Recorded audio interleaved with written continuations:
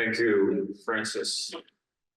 Ladies and gentlemen, first of all, I give my personal thanks for you, just for you to drop by and report for duty as a citizen for today, especially the members of the Trusted Network Alliance. I would like to particularly give thanks to our friends from the US government, the State Department, USAID, USTDA, US Department of Defense, CISA, and other government agencies, and also to include the US Navy base in San Diego. It's been helpful to my understanding of the plans in the Philippines, and also to the US Army base in Hawaii to help us understand through their public information what exactly are their plans to protect the Philippines in case this crisis turns into conflict. We need first for your humble acceptance and my humble request to accept that we are in a crisis. So we asked ourselves in the now group of companies, what are we in business for? And we decided to drop everything that we do that has nothing to do with national security. Because this crisis requires civilian action and response. The people in this room is an army of one. When you go back to your critical infrastructure, your company, our respective companies, we face a laptop, desktop, or even our mobile phone. We see an attachment. We handle sensitive data. We store, we retrieve. We are an army of one because at that very moment, we need to make decisions. In the military, like in the United States, from prototype, from the commercial laboratory to the actual procurement, takes 2 years. To build a $23 billion aircraft carrier takes years. But now there is a fifth domain. In addition to land, sea, air, fourth, space. And the fifth, where you and I are needed to participate and play a crucial role, and that is cyber. So allow me to give you slides that keep me awake at night, and the members of the Now Group awake at night, and that made us decide what are the values or objectives or decisions or the core elements that should define us. One, as an IT company, telecom company. Two, as a responsible business entity. And three, as Filipinos. There's a line that the Assistant Secretary of State mentioned in Manila last February. And he said that Filipinos can and should be secure online. Securing against malicious cyber activities is difficult, even the best at times, but it is infinitely more difficult when the risk comes from the entity that built it and may maintain access to a telecommunications network. It says Filipinos. It didn't say Americans. All of our telecommunications, we don't have any protections or inhibitions that all of our telecommunications companies use untrusted equipment. Why? Because in the 3G, 4G, and the zooming 5G technology, the other side are smarter. They work harder. You ask for hardware, they give it to you for free. Use our hardware, use our software. Give us the contract to manage your network, and they will get a chunk of your cash flows. The total cost of ownership is more expensive. And if you want cheap, and you don't mind being surveilled or an object of espionage, so they were there. So they were the king of 2G, 3G, 4G, because we are all behind. Now 5G is coming in, and this is where we have to do our catch-up job. Now Telecom is the smallest of the four mobile cellular subscribers, providers, but it has zero untrusted equipment. We also saw this another announcement from the White House celebrating the strength of the US-Philippines alliance. And we were mentioned as a company under cyber digital cooperation.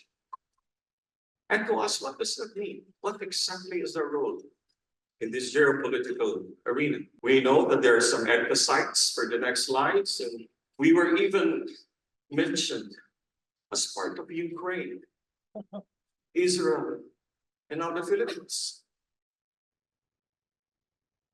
The subliminal meaning is powerful, but this one is not subliminal already. It's a handwriting on the wall.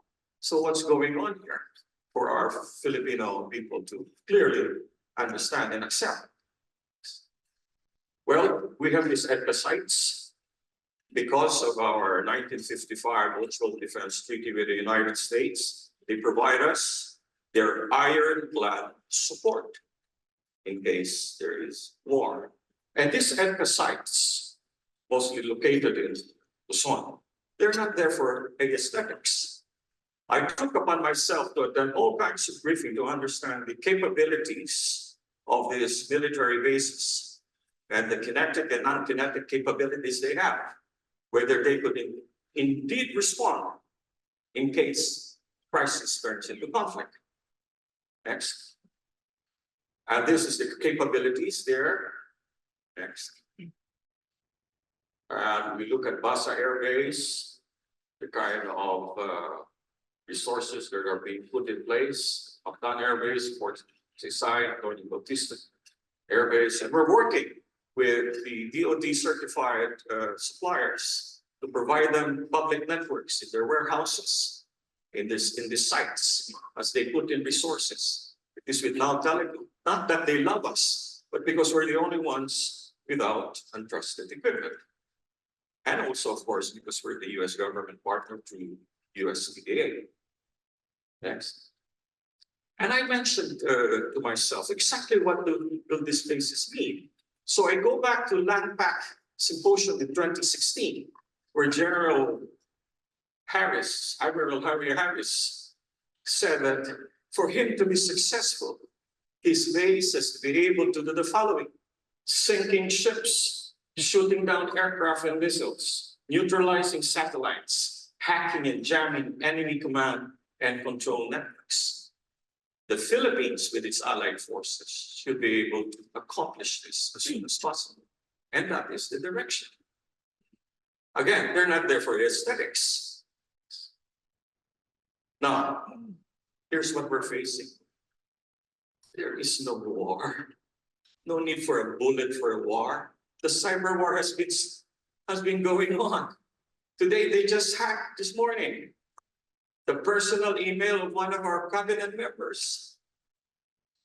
They've been hacking all of our agencies. One is government, second is healthcare. And you will wonder why healthcare? Well, if the intent is to inflict civil strife, you try to accuse anybody about using illegal drugs, somebody having cancer should not be elected, or somebody immediately through a text or an email. These entities possess all of our telephone numbers. When we exchange cash from each other, the number one fintech, that entity is Alibaba. And they have all of our data. Satellite. There's this powerful satellite now that goes direct to a mobile phone. Secretary Jeffrey and Undersecretary Ramos will not be able to detect this because there are no terrestrial lines to cut. They can put cameras all over the Philippines directly to satellite. Senator Lauren just told me they found a town somewhere up north with tunnels underground, with a mayor whose citizenship It's questionable. With tunnels, like in Gaza. Now, we are being bullied in the West Philippine Seas. My company has been bullied for 10 years in the airwaves. The frequencies that now telecom are supposed to have were given by the past administration to an entity that is mandated by their government to collect data. So if you Google my name, get ready for all the legal cases because we want them out of the Philippines. So you are IT people, masters of the backdoor security. But our past government put them in the front door. They are operating. They are running our networks. So we tell all of our members of our company, forget all the other things that are nonsense. Let's fight this out. Concentrate on any national security issue.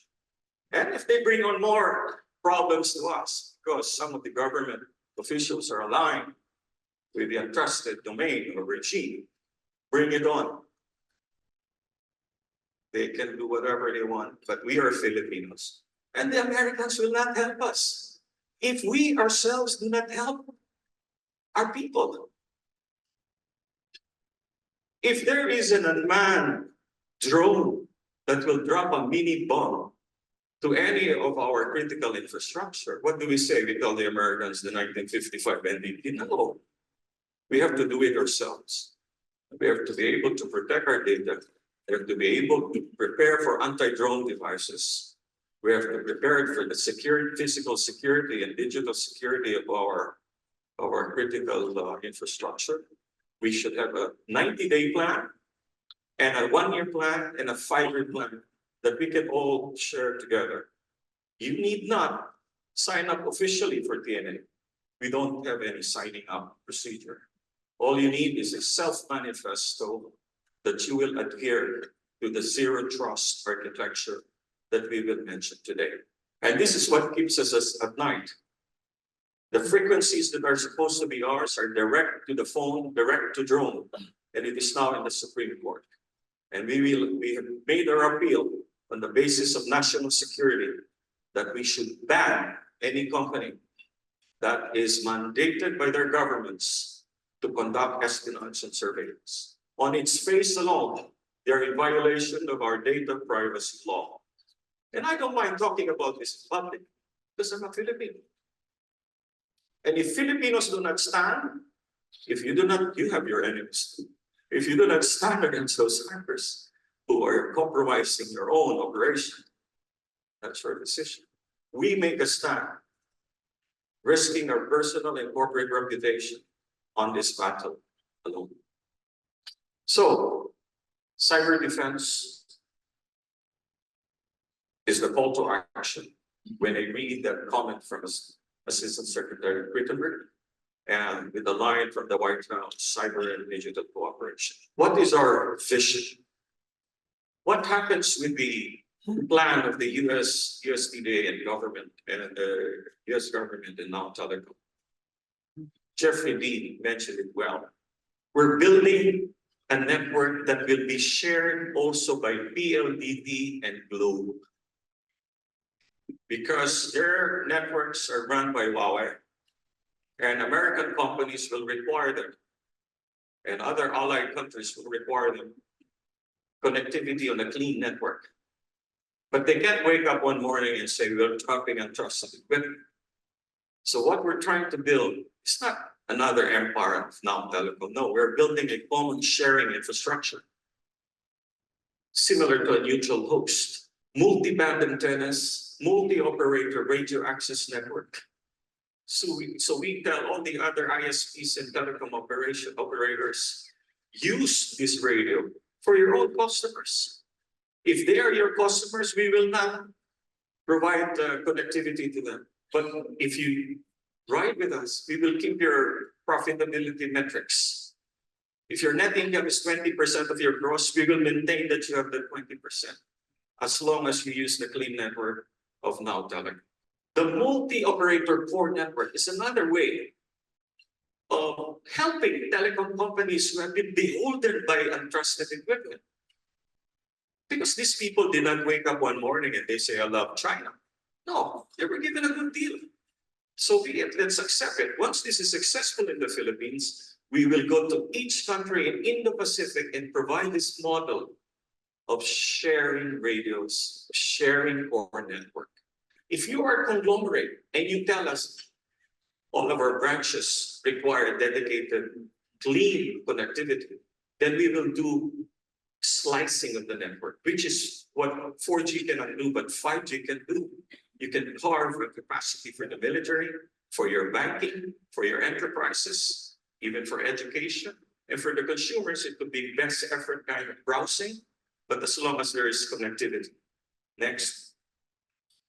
So, after a year of Bell Labs study, the study shows 20,000 base stations of 5G all over the country and about 22,000 kilometers of fiber optics to connect all of the islands and connect all the 1,600 cities and municipalities in the Philippines. This has been our dream, but we never had the right funding to do this. The third telco was funded by the government up north. But they're there not to make a lot of money. They're there to be around for certain purposes mandated to them by their own government. Now, Telecom, we are mandated by our own Filipino values, shared with the values of the free world. With this funded study, as you can see, Palawan, the people of Palawan for the first time will have 3 submarine cables linking them. They never had more than one link to Palawan. When that is down all the time, they're totally unconnected. Not that there is an EDCA site in the tip of Palawan, which is Balabat, but that is really the plan. We were told by the US government and Bell Labs, 99.99% reliability is what we should build. And to do that, you need 3 fiber optic to Palawan itself and connect all of the islands. So this is the Luzon corridor, what the White House also mentioned about this.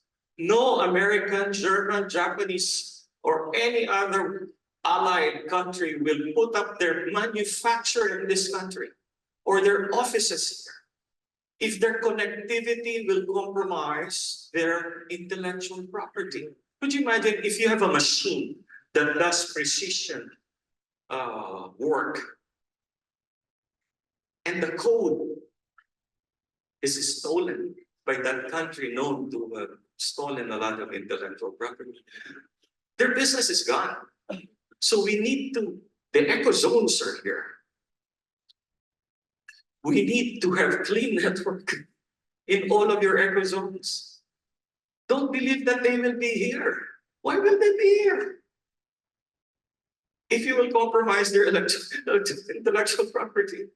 But US, Philippines, Japan committed to build this Luzon corridor for the critical infrastructure, and let's work together to protect it. Next. This is Luzon. Long term, we can share this. Visayas and Mindanao, just for them to see. Next slide. Next. We'll have 4 data centers. And for your companies that you have big critical infrastructure, the power companies are here, energy, oil, you're here, the eco zones. We use the model of our partner, Dish Network and the Hughes Network, when they did the Whidbey Island private 5G network. The private 5G is your way to cut your connection in the public telecommunications system. Let's build your private network inside your premises, and we'll connect a satellite, Starlink, or Kuiper coming, if it's military, Starshield, direct to the internet to the United States. Then we have 0 connection to the public telecommunications network. Now, when I took this is my final note, took my cybersecurity course 10 years ago, we were told to do 21 critical security controls and keep a logbook because we might be sued if there is hacking or data compromise. That was 10 years ago. Today, the best of class protection is the zero trust architecture, acceptance that we are already compromised. However, there are 152 activities. Next slide. 7 pillars: user, device, application, workload, data, network, environment, automation, orchestration, visibility, and analytics. This is the US Department of Defense cyber zero trust architecture. We need to do this, but if you're a bank, you may need to do a lot of the 152. But if you're not a bank, maybe about 80 or 70. Let's start learning how to do this as we protect our critical infrastructure. This is what we can do for the next 13 to 90 days. This is my last slide. One, the number one, backup and recovery. The hackers, the rogue forces will attack your backup first, and when it's down, they will attack your primary. Let's do your backup and recovery. Two, we need some AI bots that go around your network to find out where malware has been buried or planted, whether it's your seat, whether it's your computer, your laptop, your network, your mobile phone. And then we separate all of your sensitive data, structured, unstructured, or semi-structured, from a very protected environment. That's number two. Three, keep a video intelligence library. For every face that enters your premise, every item that enters your premise, and it can be searched. Just put an ID picture of anyone, and all of the past incident timestamp that his face, he entered the premise, what time, what place. You can search by color. It was a black umbrella, and all the black umbrellas should come out there. That is now available. And it's not that, it has to be done when you want to protect your premises. Then trusted connectivity. IoT private network, like the Whidbey Island, if you have machines that are connected to Wi-Fi or public network, cut those connections. Those machines have to be protected with a network that you control, like a private network. And of course, physical security. The physical security, we have a military-grade drone, less than a foot, that at random goes around your perimeter, keep live, and identify anomalous objects. And you need to start doing this because there is a Typhoon Vault group released by the CISA of the US that are already pre-positioned to attack critical infrastructure. In the Philippines, they are also here. So if you are one of these critical infrastructure operators, we would like TNA to work with you. We don't charge services on TNA. We provide you with the best of class services and introduce you to the right people who are trusted suppliers. Thank you very much.